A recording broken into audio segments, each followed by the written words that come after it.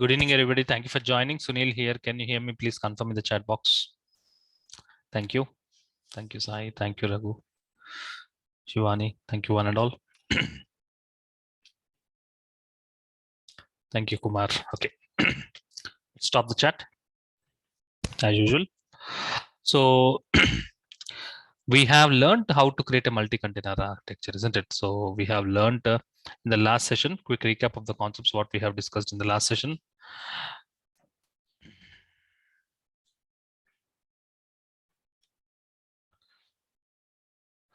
In two ways, we can create a multi-container architecture by using hyphen link, and we have other way of creating a multi-container architecture is by using Docker Compose.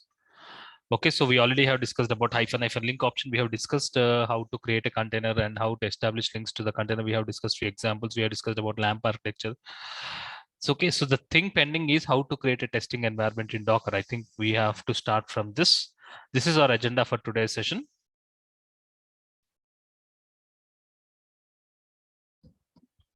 How to create a testing environment. CI/CD we already have discussed using Docker.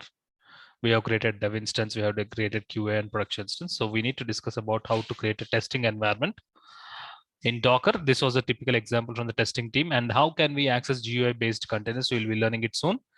And then the second way of creating a multi-container architecture.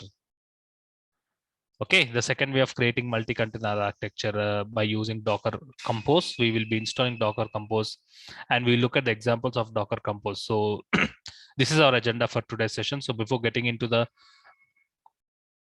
topics for the today's session, so let's have a quick discussion, this time with Nekwa. Yeah, good morning. Good morning, Sonia.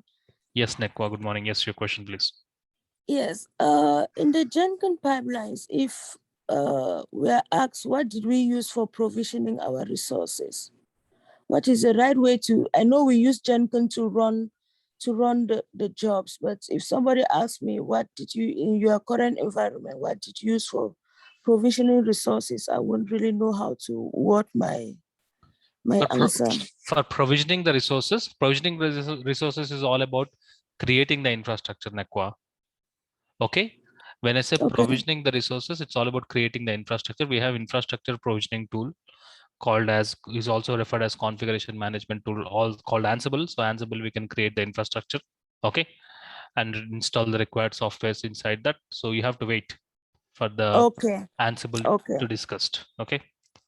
Okay, got it. Then one last question: if your students, like let's say 5 students or 10 students, or your students get jobs today, and they want to, and they start their job the first 3 months, they need help. Do you have like a group or a central hub where your student come in and put their ticket? If they receive ticket and they don't know what to do, do they come there? And so your question is there any platform for a discussion among the students to have a technical, in case of technical issues? Okay, right now I have not created any platform as such. Okay, thank you. Okay, yes, thank you. Bye.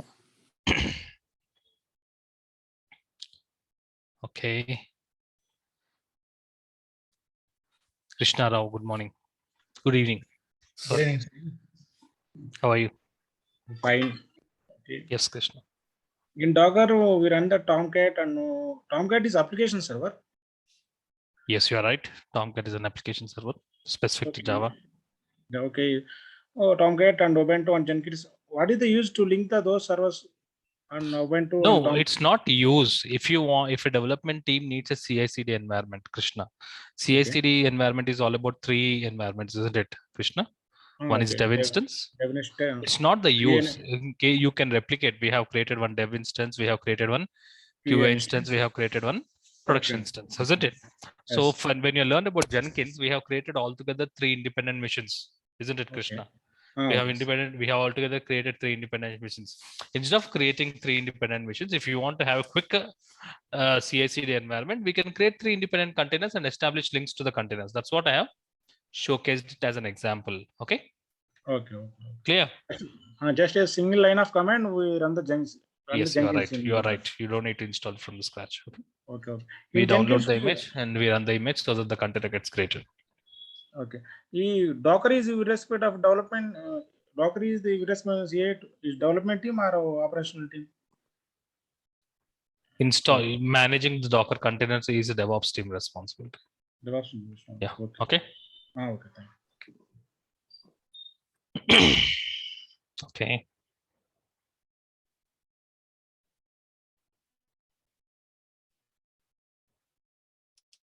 Yes, Naveen.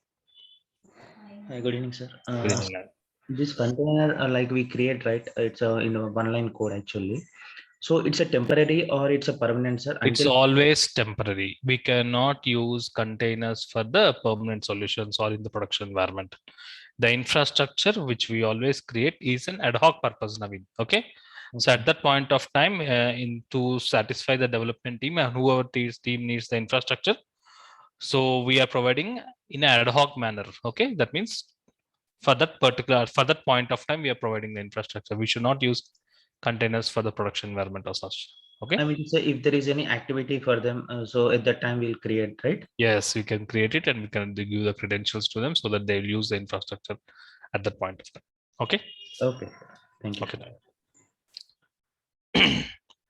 So let's move on. So this is something different experience. So let's look at this testing experience, testing environment using Docker. I hope you know there is a tool called as Selenium, an automation tool called as Selenium. Okay. So this is a requirement from a testing team. The requirement is they want a Selenium Hub container. There's something called Selenium Hub.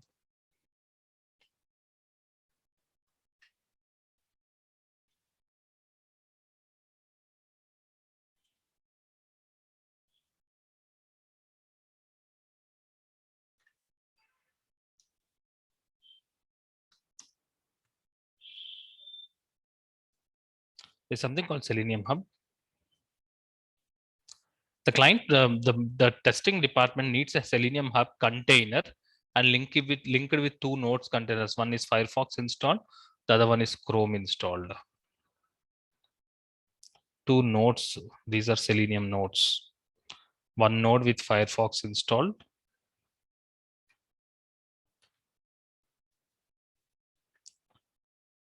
One node with Google Chrome installed. Okay. And these nodes should be linked to Selenium Hub so that in case if you run the Selenium automation programs using the hub, so the application will be tested on the browser called Google Chrome. At the same time, the same application will also be tested on the Firefox. This is a requirement. The requirement is they want a Selenium Hub container linked with two node containers. These node containers are installed with a Chrome browser installed and a Firefox browser installed. Okay. So let's experience how can we create this infrastructure. Now, the reason for creating this kind of infrastructure so that the testers can run the Selenium programs to test their applications on multiple browsers. Okay, so they want that particular application, so especially for application testing, they want to check how exactly their application is behaving on multiple browsers. This was a requirement. So let's learn how can we do it. Okay, let's connect to Docker host. Docker host is already running.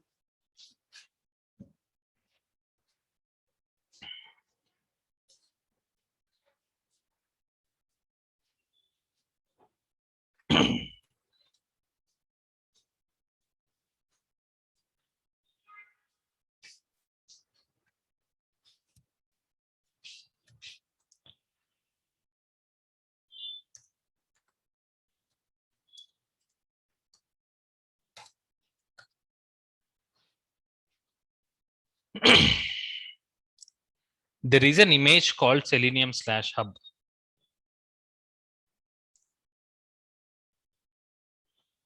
There is an image called Selenium/hub. So I am running that particular image so that the container gets created. The name of the container, I'm naming it as hub. It runs on port number 4444, mapping it to same number. Okay. So this will help you in creating a Selenium Hub container.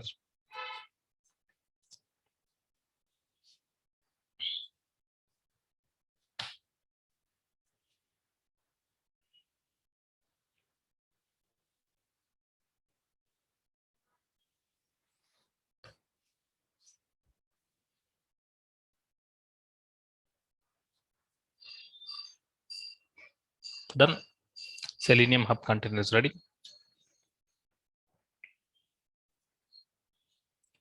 I just want to show you these containers before running these images before running on my Docker host. So this is one more node, selenium/node-chrome debug. This is with a Chrome installed.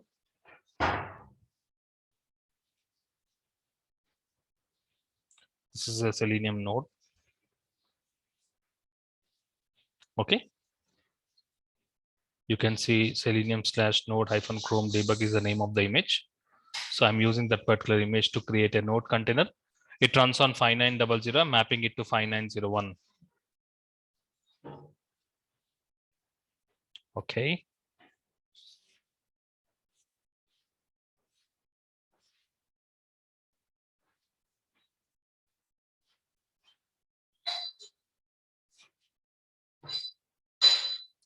Chrome node. This when I run this, the Chrome node container gets created.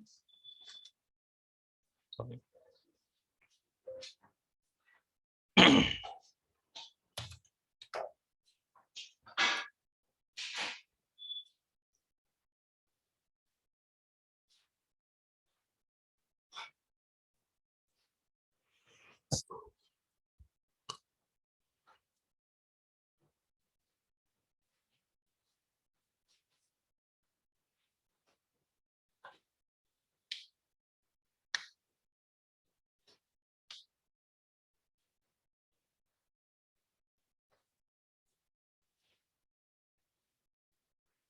Done. And one more with Firefox node installed.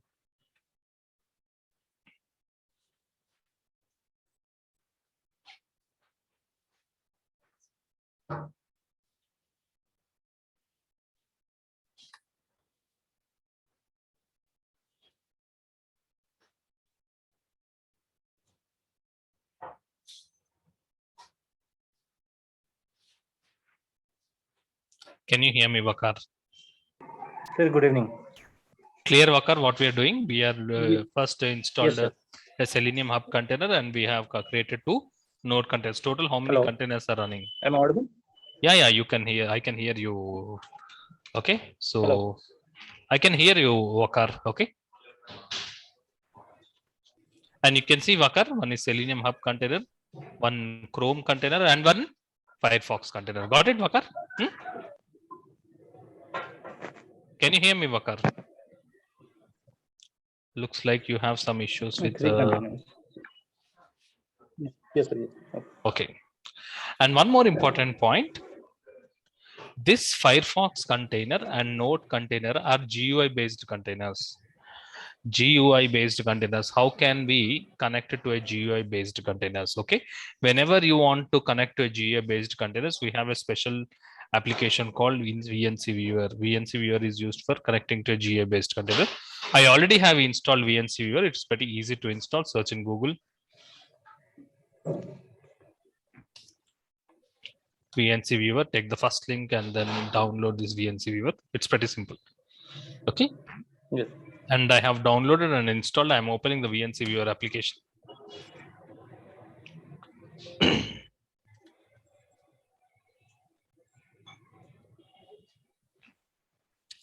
The point what I want to tell you is that we have Docker host and these 3 containers are running on Docker host. I want to access the Chrome container or Firefox containers. How can I do it? Okay. Take the public IP of the Docker host.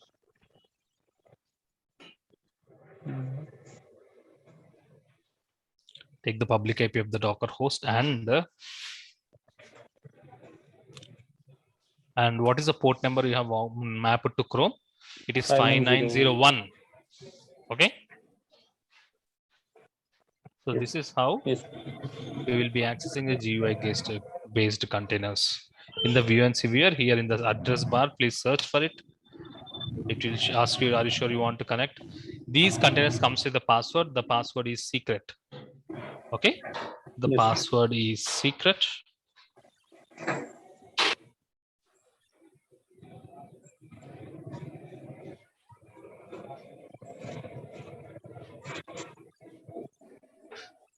Vakar, are you able to see a GUI based container? Can you see right click? We have applications under network. You can see this is Google Chrome installed. Yes. Okay, the Selenium softwares are pre-configured. So when the testers run this program, the application testers on Chrome. Okay. Yes. Yes. The other one is Firefox. Firefox installed. The Firefox port number is 5902. Yes. So, sir, can we map multiple port to a single container? No. Always it should be one port only. Okay. One port only. Okay. Sir. Yeah.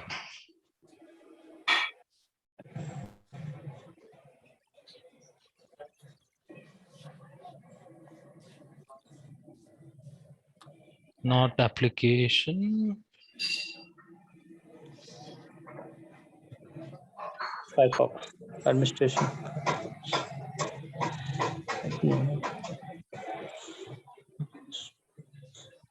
Sorry, this should be Firefox installed, right? Yes.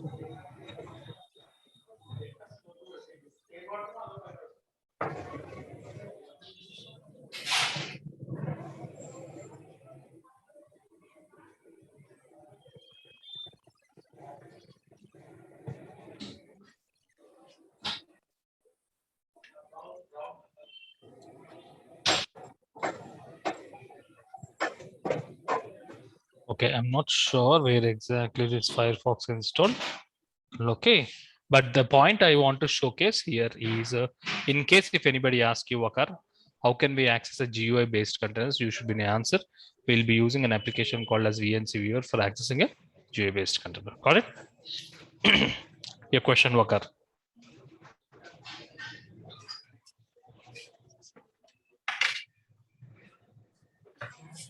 Any questions?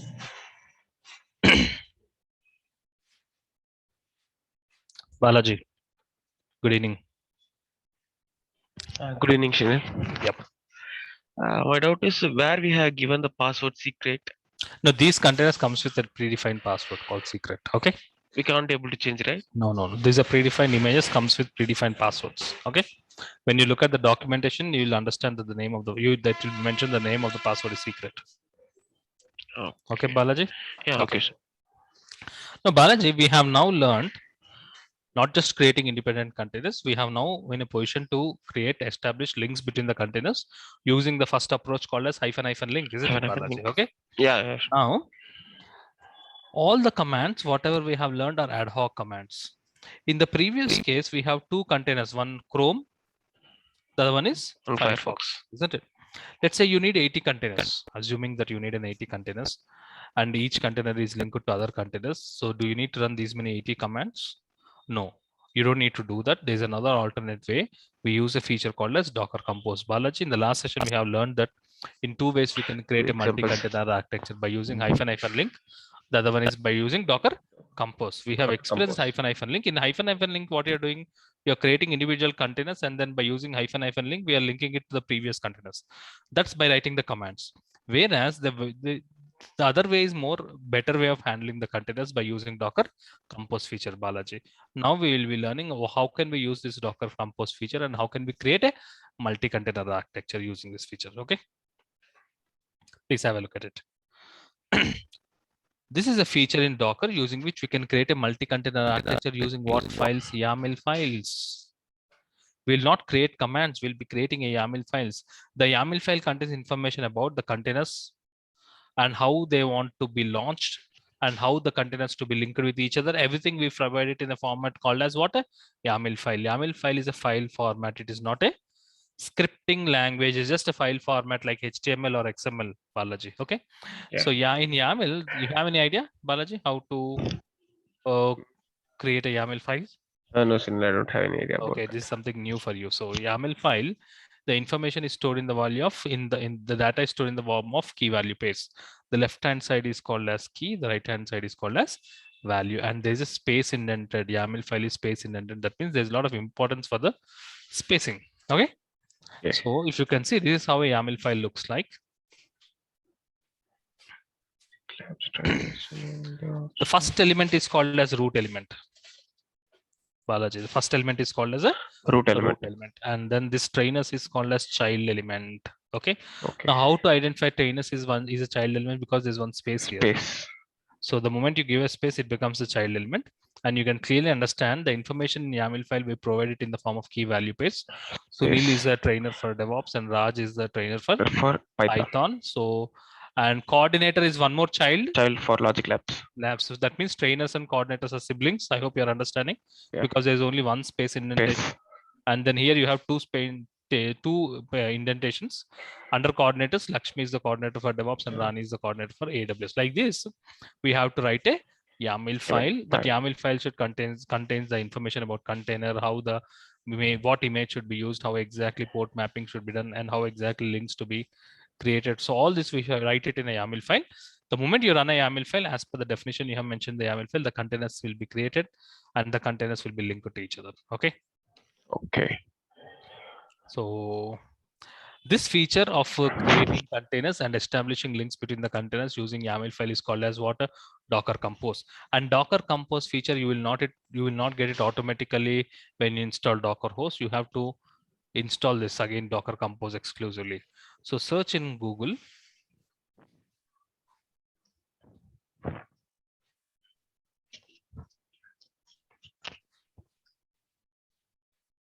Install Docker Compose. I want to install Docker Compose and my operating system is Linux, isn't it, Balaji? And this is the curl command, the first command, and you need to provide the changes in the libraries.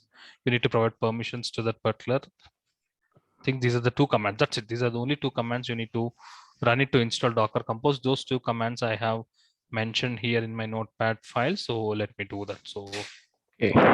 we have connected to Docker Hub.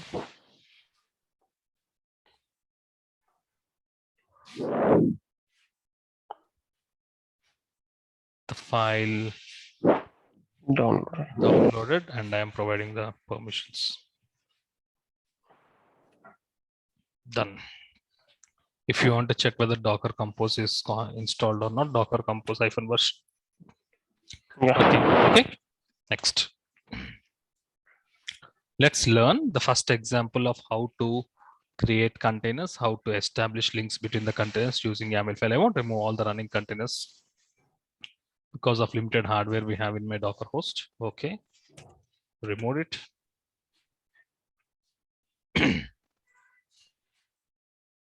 Okay. Balaji, this is an example of LAMP architecture. This is example of LAMP architecture. In fact, we already have discussed this example of LAMP architecture using the individual Docker containers commands, isn't it? First, we have created a Linux. MySQL container, and then we have created a PHP container, and we have created a Apache Tomcat container, and we have established links, isn't it? We have done it using the commands. The same examples, I'm now showing it using the Docker Compose feature. Okay. Yes. Okay. Now Always. No, I'm telling you. Okay. Let me complete. Docker file name should be docker-compose.yaml file. Mandatory. You should have the file name should be docker-compose.yaml file. File name is the same. Should be the same, Balaji. Okay. Yes, sir. Next. This is the Docker. This is the YAML version. It's optional. If you want, you can write it or you can avoid it. That's fine. Services is a root element. Do you agree? Yeah. Like in the previous example, like Logic Labs also root element. Yes, that is a root element. This is container 1. This is container 2. This is container 3. Okay. Yeah. The first thing is the name of the container. MyDB is the name of the container 1. Apache is the name of the container 2. PHP is the name of the container 3. The first thing is you have to provide a name to the container. Next. When you're creating a container, you need to use an image. Image is a keyword. Okay. You have to mention that I'm using MySQL:5 and environment is a keyword and MySQL root password is environment variable and this is the password I'm providing for this environment variable. This is about first container. Clear, Balaji? Yes. This is about the first container. That is MyDB.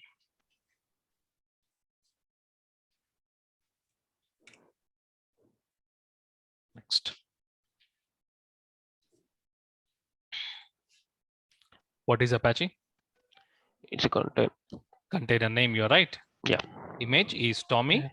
And ports, Tomcat runs on port number Port number 8080, mapping it to 6060. Links is a keyword. I'm clearly explaining this. I want to link it to my first container. What's the name of the first container? MyDB, and this is the link name that is called alias name. We do it using the command.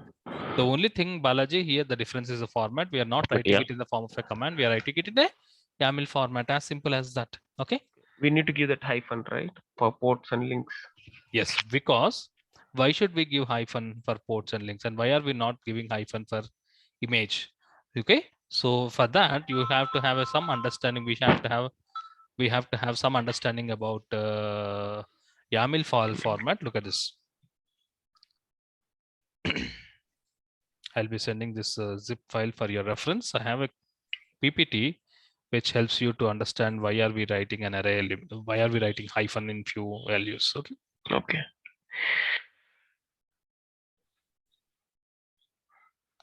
This is how a YAML format looks like. It's like it's a file format, something like XML, isn't it? Yeah. So this is the root element, okay, and the information is stored in the form of key value pairs. Okay. Now the point is,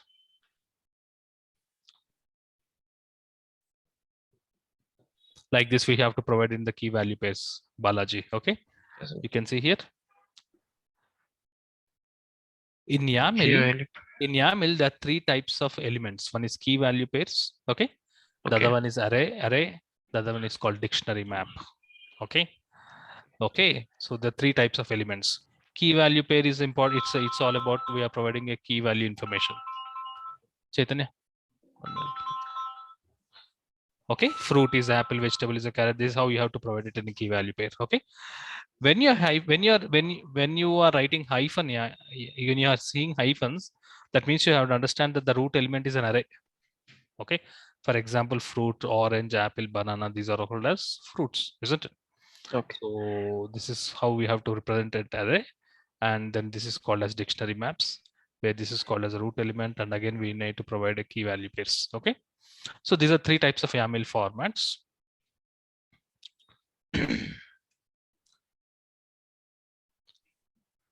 Okay. So this is fruits is an array.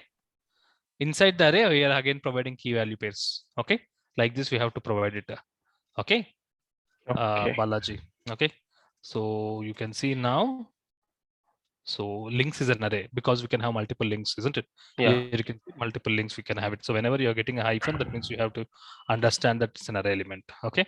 So this is container 1, this is container 2, this is container 3. And you can see the third container is linked to first container and second container. Yeah. We used to write it in the form of a commands, but instead of writing commands, you write it in the form of a YAML file and run the YAML file. As per the information present and mentioned in the YAML file, container gets created individually and those containers will be linked to each other. Once you are familiar with YAML file, you feel the Docker Compose feature is more better way of handling containers than writing ad hoc commands, because commands you're not saving anywhere, isn't it, Balaji? In future, if you want to refer that particular container, there's nothing to refer, isn't it? Yeah. Whereas here you can refer it because you're saving it in the file, in the form of a file. Okay. Hey, one doubt, Sunil. Yes. We can give multiple ports like 8080 to 6060. Same way we can give to 8080 to some many ports. There is no specific advantage if you provide it to multiple ports. Okay. Okay. So generally we map it to one port only. Okay. Okay. I thought we have multiple ports, like in Yes, array we you're have right. multiple. So. Yes, you are right. So we already have installed Docker Compose. So let's create the first example.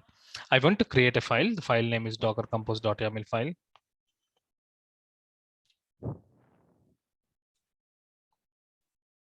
Okay, insert mode.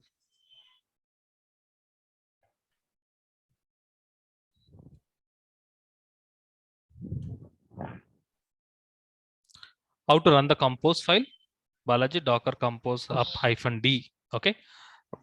Docker Detached mode. compose is the file mode, and detached mode because you don't want any log messages.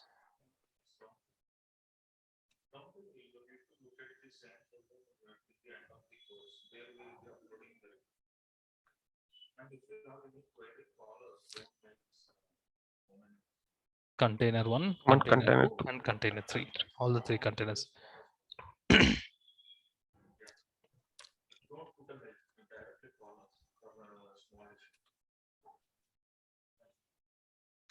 And we should expect 3 containers, isn't it, Balaji? One is Tomcat container, one is MySQL container. We should expect PHP. a PHP container, but PHP container, we are unable to see a PHP container because PHP container runs as a background as a process. Okay, so if you want to see that process also, Docker ps-a.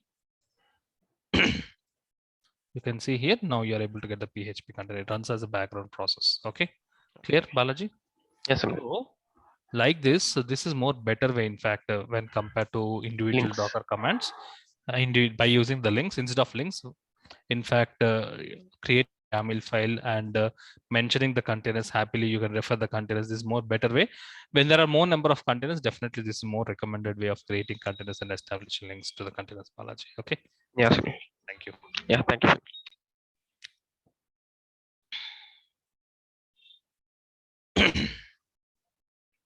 I want to look at one more example of Docker Compose feature. I want to set up CI/CD environment. What is CI/CD environment? We already know that. What is CI/CD environment? We already know it. So what I want now to do is I want to create a Jenkins container.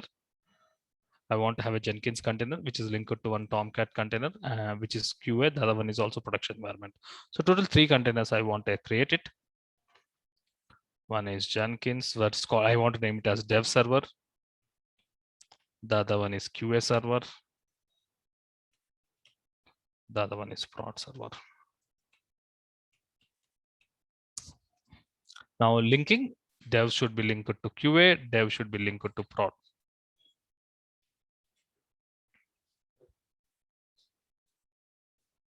As you know, the file name should be the same, docker-compose.yaml file. Services is always should be the root element. Container 1, dev server, container 2, QA server, container 3,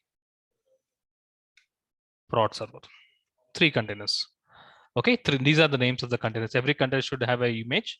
Jenkins/Jenkins is the name of the image I want to use it, and this is the port numbers which I want to map. For QA server, Tommy is the name of the image. For production also Tommy, the port number changes. And then QA server linking to dev server. Production server also linking to dev server. So you have to make yourself hands-free. When you look at this YAML file, you feel it's pretty simple and comfortable way of creating containers. But you need to be very comfortable writing a YAML file. Especially space indentation is very, very important. You need to give special importance to the space indentation because it is very, very important YAML file. So I want to do this again. I want to look at this example.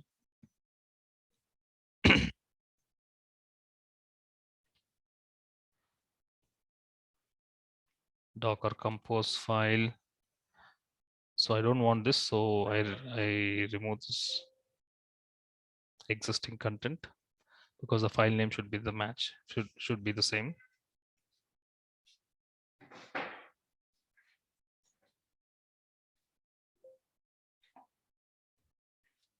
Go to insert mode. Write the content.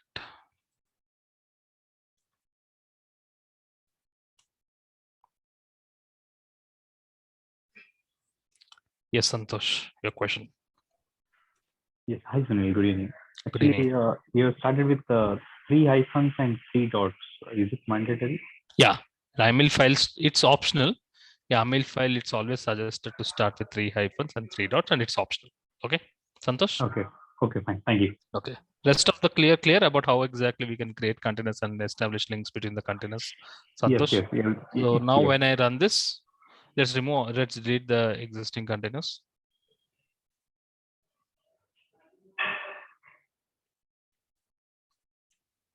Now when I run this, what happens? The dev container created, QA container gets created, and production container gets created, and they will be linked to each other. Santosh, there is no specific technical advantage of YAML file. It's not technical advantage, it's way we are handling the containers. Rather than writing the commands, write it in the form of a YAML file and run the YAML file so that the container gets created. Got it, Santosh? This is second way of creating multi-container architecture using Docker Compose. Okay, it's clear. It's clear. Thank you. Thank you, Santosh. Please drop your hand. Now, if you want to access, take the public IP of the Docker host. The first Jenkins container, I'm mapping it to 7070, isn't it?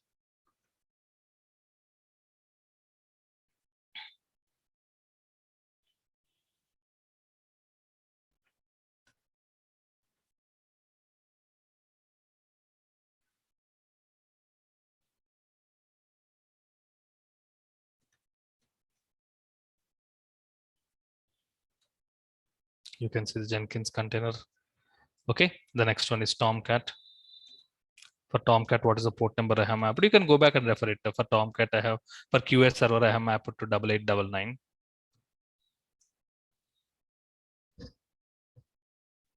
You can see the Tomcat environment.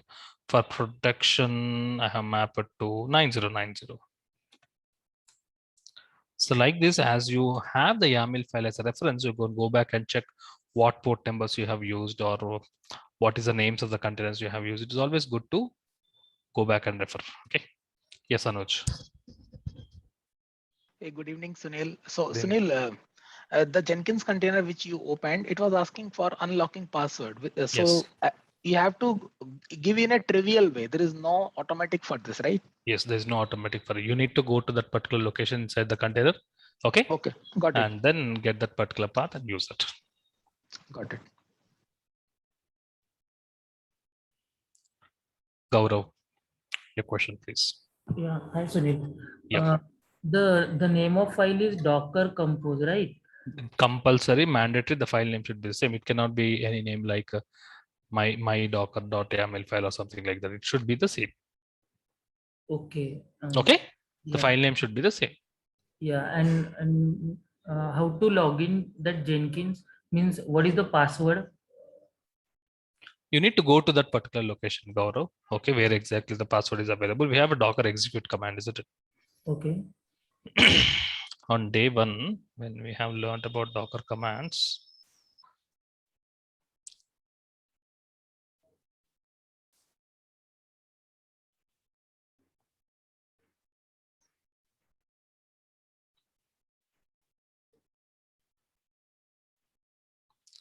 to execute a command, if you want to get into that particular docker execute IT, mention the container name, you will be entering into that particular container.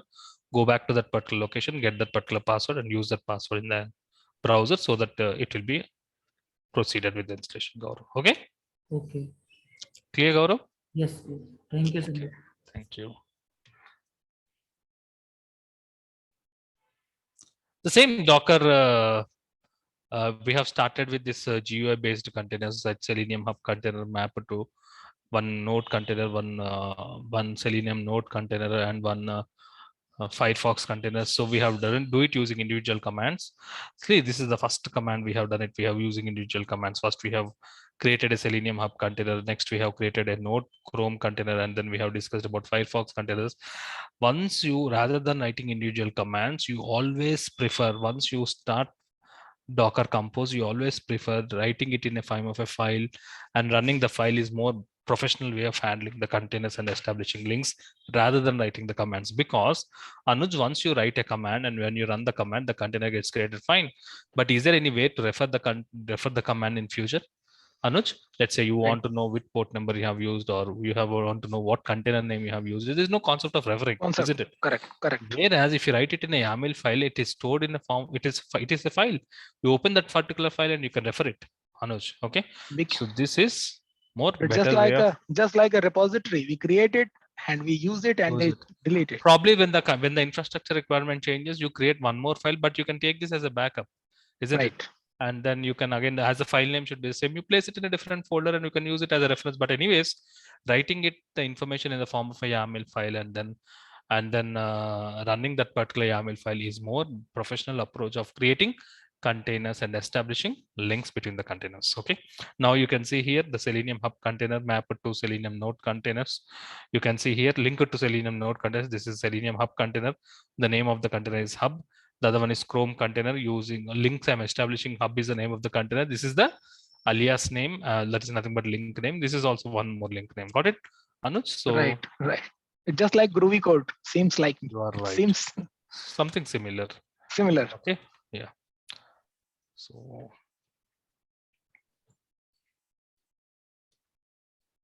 obviously I don't want this. I double D to delete this.